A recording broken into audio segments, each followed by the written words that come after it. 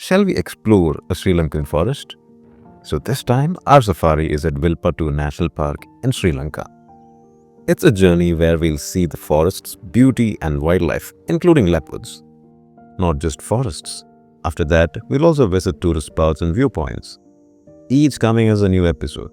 So first, let's begin by exploring the forests. Welcome to Big Woods. Let's start this journey together. We have booked a flight from Kochi to Colombo via Chennai. A vehicle is ready there to pick us up. Through the blanket of clouds, we slowly descended and touched the Sri Lankan soil. The airport's name is Bandaranayake International Airport. We arrived and got down there. Signs saying welcome to Sri Lanka. From there, we got into the vehicle and went straight to have food as we were really hungry. After finishing our meal, it took us almost 3 hours to reach Wilpattu National Park. Rooms had already been booked. So our safari camp for the day was set up at a place right next to Wilpattu National Park, with tree houses and cottages.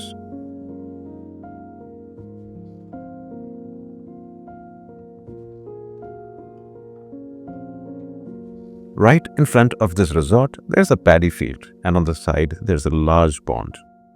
It's a pond with plenty of crocodiles. Elephants and other animals come here to drink water. Beyond this lies the forest area of the national park.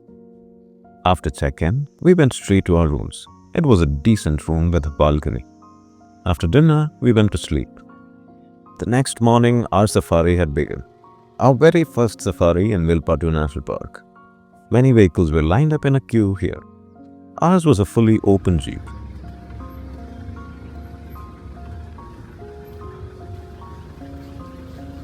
Finally, we have entered the Sri Lankan forest for the first time.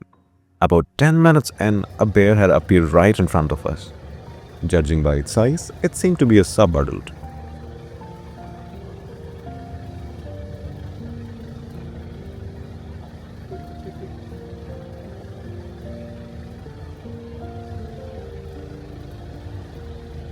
Since there were vehicles behind us, we couldn't stop for long to take photographs and videos, so we moved forward. Wilpattu National Park has 2 entrance gates. We entered through the Hunuvilgama gate. From there, it takes about 30-minute drive inside the forest to reach the main safari area. But even along the way, there's a chance to spot animals. That 30-minute stretch we mentioned earlier isn't just a straight road. There are ponds on the sides with many large lakes and small water bodies along the way.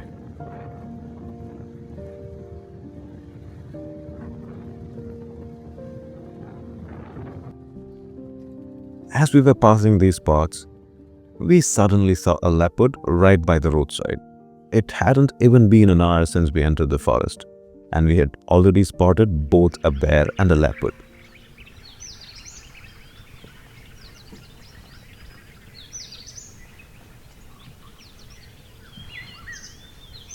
This leopard is named Chitra, about 2 years old.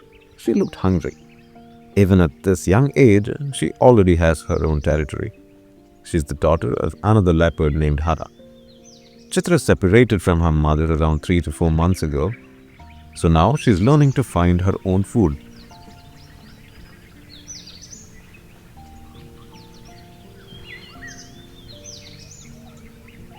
Now let's talk about the animals that are commonly seen in Sri Lanka. The main highlight here is the leopard, followed by the bear. These two are considered the prime sightings. There are no tigers or lions in Sri Lanka, but you can find elephants, deers, rabbits, crocodiles, and many other common animals and birds in here.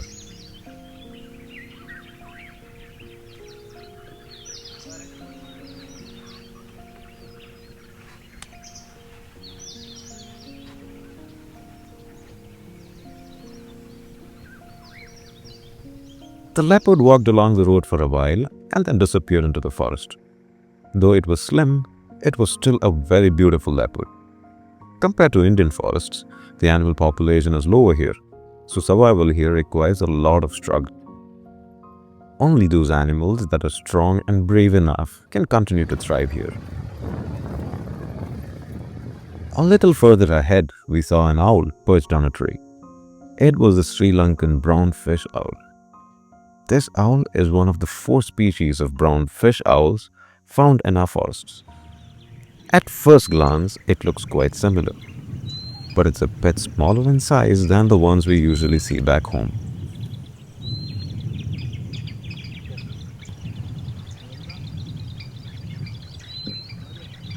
What it had just coughed up were the leftovers of last night's meal. Most owls show this behavior. It's called casting.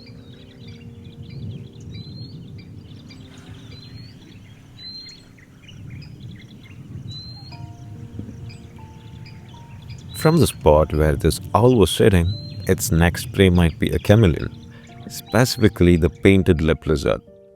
Interestingly, there were 2 of them, a female on the tree to the left and a male on the opposite tree. The male was brightening the white sheath on its body to attract a partner for mating, and in between, even turning slightly rose-colored.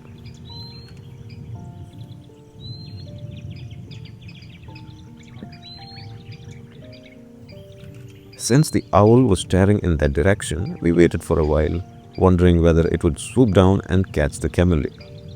But in the afternoons, owls have poor eyesight, so it probably hadn't noticed the lizard. A painted lip lizard themselves aren't very common either. It was a guide who pointed out these small creatures hidden among the trees. With our vehicle being fully open, photography was quite comfortable. There are spotted deers in here, though fewer in number, and you usually won't see them in large herds. Now, if we talk about this Sri Lankan trip, there are 2 main national parks in here, the Wilpattu and Nella.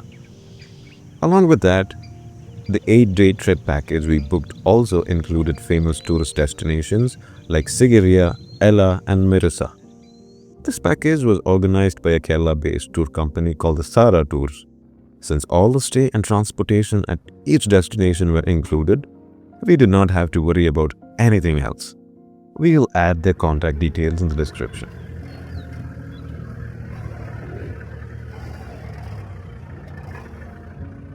Oh, look there. By the side of a pond, there are 2 wild water buffaloes standing. Unlike our forests back home, you won't find wild girls in here. These 2 buffaloes we are seeing are sub-adults, still quite young. As they grow older, their horns will become thicker and stronger.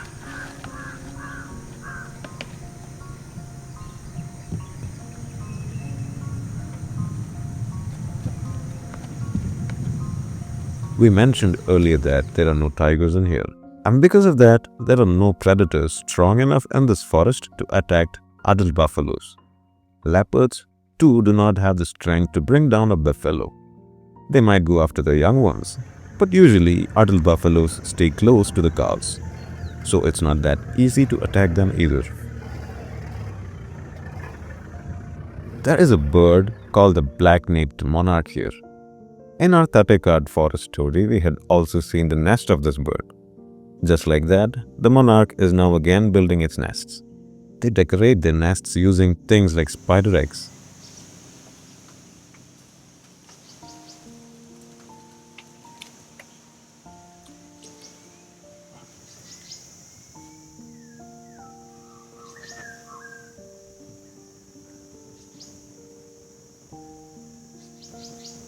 Our guide here has been driving safari vehicles for the past 4 years. He has a very good knowledge about these forests and the animals living in here. On the road, we can see the paw marks of animals. Since these paw marks are all over the tire marks, it means the animals must be somewhere close by.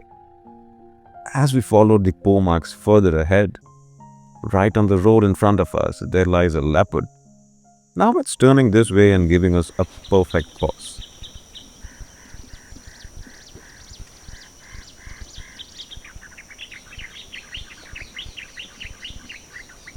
Look at this leopard feeding on the grasses. This is a famous male leopard of this area called the Nella. The average lifetime of a leopard is about 11 to 12 years old, so this one is quite old right now. One of its legs is also injured. In this tourism area, without ever being defeated by any other male leopard, this one has fought and won against all of them, establishing his dominance. About 2 weeks ago, while trying to catch a buffalo calf, it got wounded, which is why it is now walking with a limp. Since the wound isn't too severe, it will recover on its own soon. But until then it becomes fully healthy again, it will be difficult for this leopard to hunt its prey.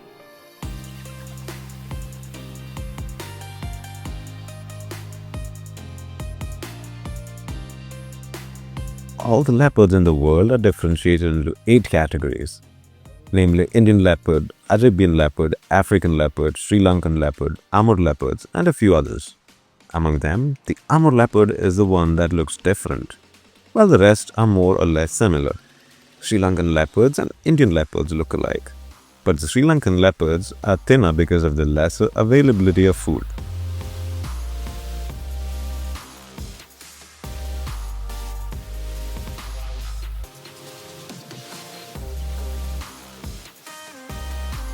We managed to get many head-down shots of the leopard. As it was walking towards us, we slowly drove backwards while clicking photographs. After a while, it moved deeper into the forest. But since there was a pond nearby, our guide said there was a chance the leopard might come here. So we went near the pond and waited. After some time, the leopard Nilima came to quench its thirst.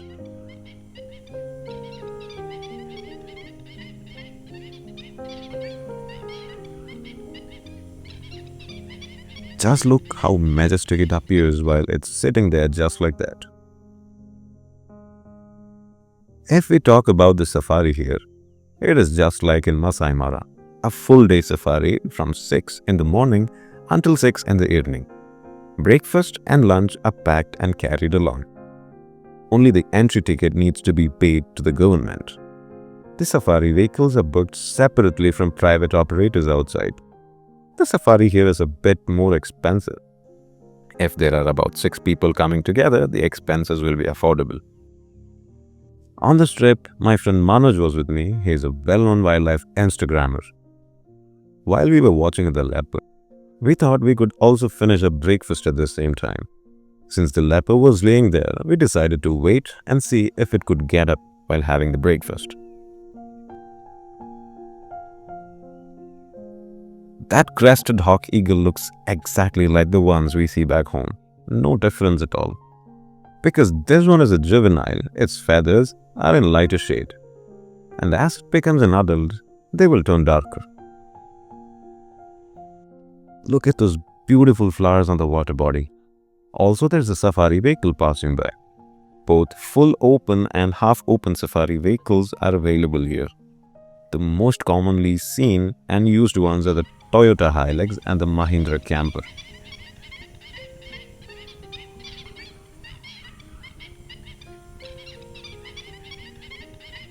We can see a few birds having disputes over there. Those are black-winged stilts. It's quite difficult to differentiate between the male and female of the species.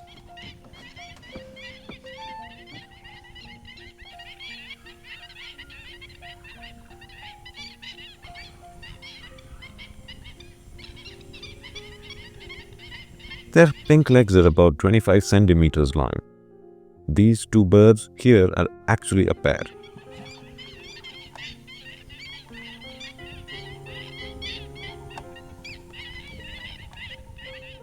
The mating season for these birds is during April-May, but our trip took place in July. If someone asks which is the best season to visit in here, then June-August is a very good option. However, if you want to experience more greenery and beauty, it is best to come in December or January. In Sri Lanka, the monsoon season is during November and December. Otherwise, it usually doesn't rain here much, but sometimes occasional showers may occur.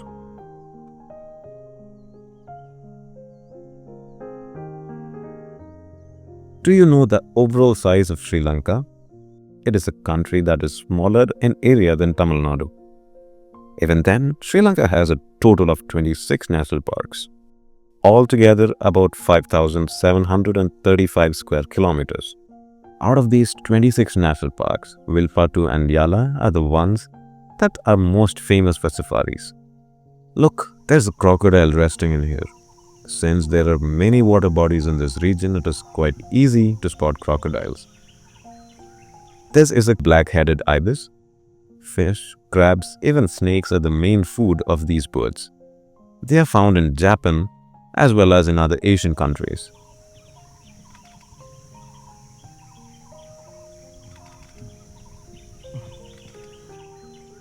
We couldn't see large groups of spotted deer here.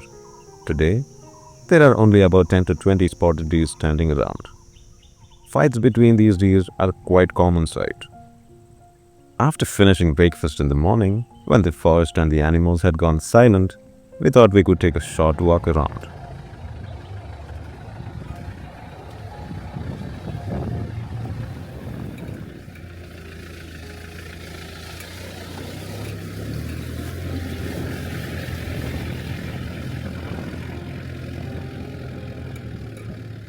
Look, this is a Sri Lankan red jungle fowl, which is the national bird of Sri Lanka. It is one of the special species among the 4 types of jungle fowl. Their color shades and the crest have a unique features. Overall, it is a very beautiful sight to see this bird.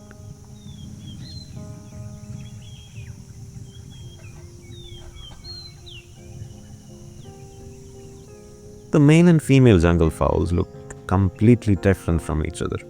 Both their size and color patterns vary so much that they almost appear like 2 unrelated bird species altogether.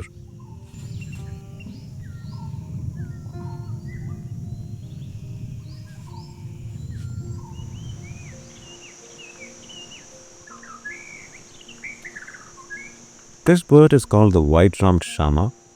These birds are also common in our forests. We saw them in many places here. A little further away, there was a Sri Lankan grey hornbill. We had been hearing its calls for quite some time, so we assumed there must be a nest nearby and decided to wait. Since their mating season had just passed, there would definitely be a nest somewhere around, with the female and chicks inside.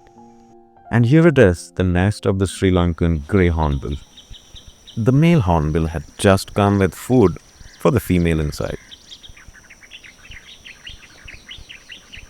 Compared to our Malabar grey hornbill, the Sri Lankans have a very few differences, and it can be seen in many parts of Sri Lanka. It is the only hornbill species native to Sri Lanka.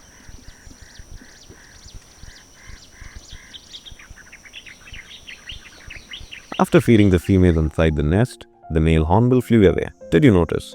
The female throws out all the leftover food waste from the inside of the nest. This is how the female hornbill keeps the nest clean.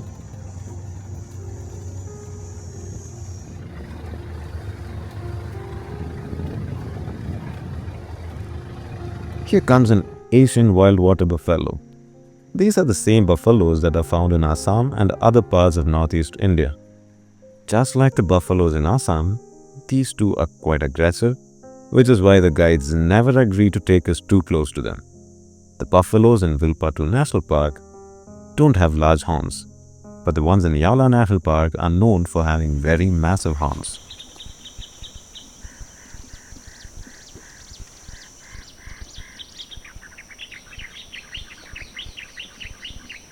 Sri Lanka is an island nation surrounded by sea on all 4 sides.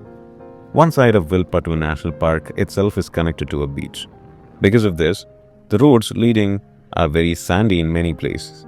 If you are in a 4x4 vehicle, you can easily drive through the stretches. That driver over there mentioned that there was a sighting. The drivers here, as well as the regular photographers who come often, have a very good connections among themselves. Just as they said, we saw 2 leopards standing right by the roadside. It was a mother and her cub.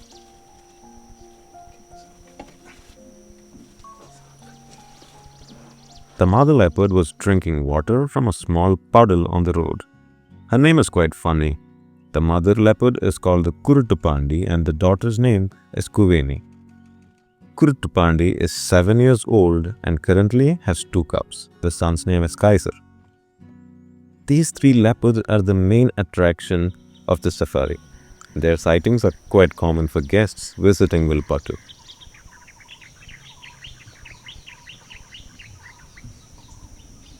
The daughter leopard Kuivene is about 1.5 years old and seems to be very naughty.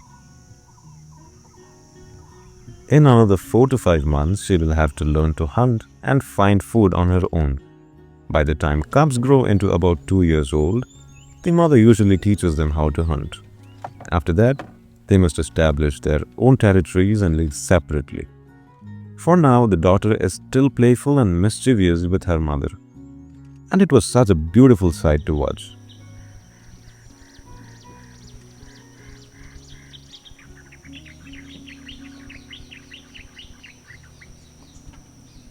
After a while, they both turned around and walked away. In our country, leopards are usually shy, but here you can see that the leopards walk around with a lot of confidence. They don't even seem to mind the safari vehicles at all.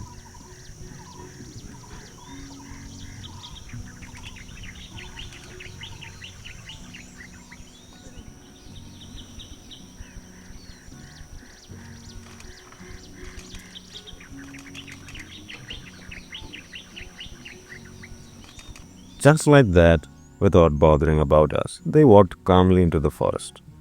When we followed them, we saw both of them resting on the branch of a tree.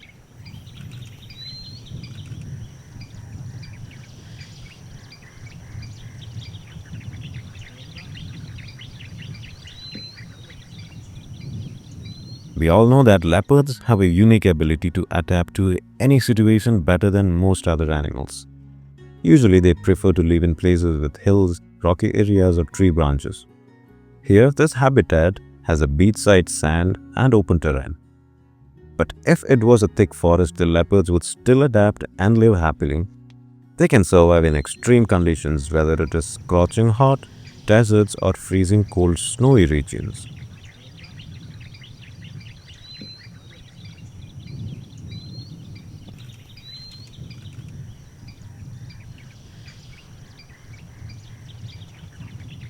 While we were watching the playful sides of these leopards, we noticed a group of wild boars on the other side of the pond, about 10 to 12 boars.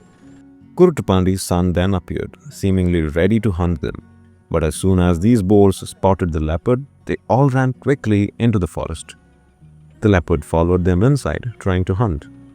Meanwhile, the daughter leopard was being very naughty, playing around with her mother, instead of showing any interest in the hunt.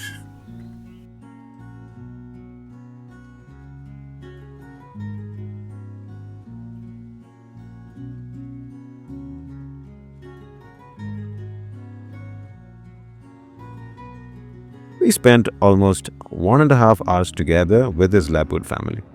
Thinking that we should not spend all our time just in one place, we decided to move ahead. From the main gate to the safari spots, there are many ponds, lakes, and several connecting paths all around. By going through these different routes, you get chances to spot various animals. Another thing is that the jeep drivers here have very pleasing personalities. Even if they don't have much formal education, we really admire their culture and behavior. They drive very peacefully without rushing or trying to cut through between other vehicles. Not just in safaris but in general too, the driving culture in Sri Lanka is very decent.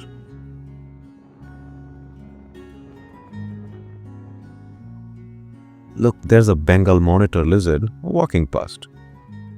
In Sri Lanka, you can find both Bengal monitor lizards and water monitor lizards, but water monitors are not commonly seen. This bird here is called the Bengal bushlark.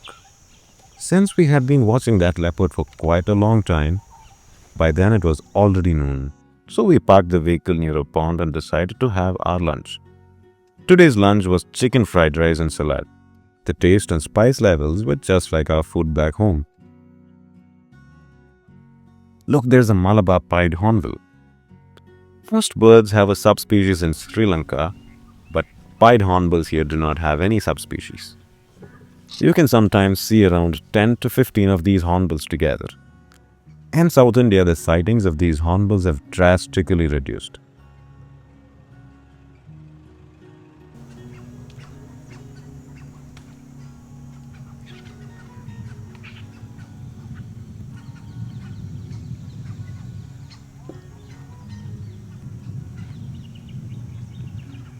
In the Western Ghats, especially in Karnataka, Goa, and Maharashtra, they are still seen in good numbers.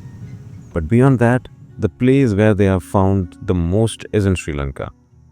Just like other hornbills, their favorite food is figs.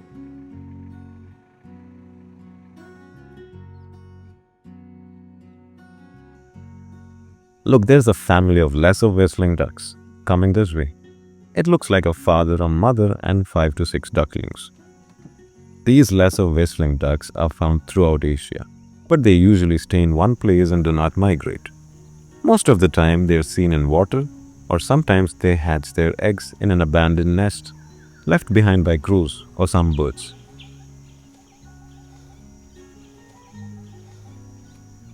This is a white-bellied sea eagle. Its main prey includes lesser whistling ducks, snakes, and fish. The one we saw was a juvenile. When it becomes an adult, its feathers will turn whiter. Look, there's a crocodile resting in the sun.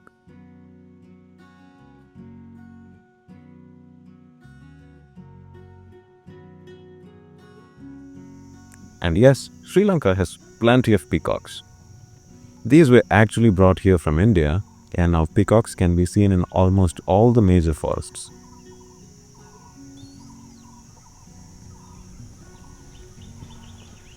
On our way back, we spotted a leopard lying on the branch of a tree, deep inside the forest. It didn't seem to notice the sound of the safari vehicles at all. Leopards usually fear tigers, lions, and wild dogs. But since none of these predators exist in Sri Lanka, leopards here have nothing to fear and can rest anywhere like that.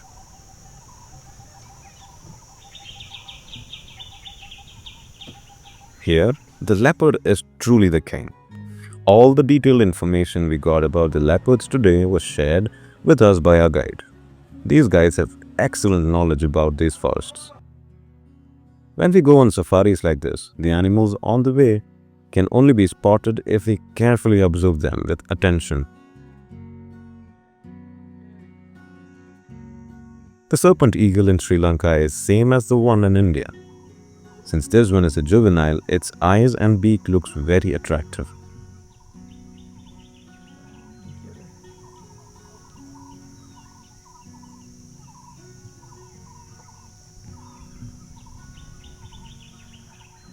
This monkey here is called the top macaque.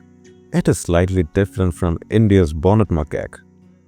It has a pinkish face and black ears. And here comes another wild water buffalo. In our forests, we do not have wild water buffaloes. Instead, we only have wild gaurs.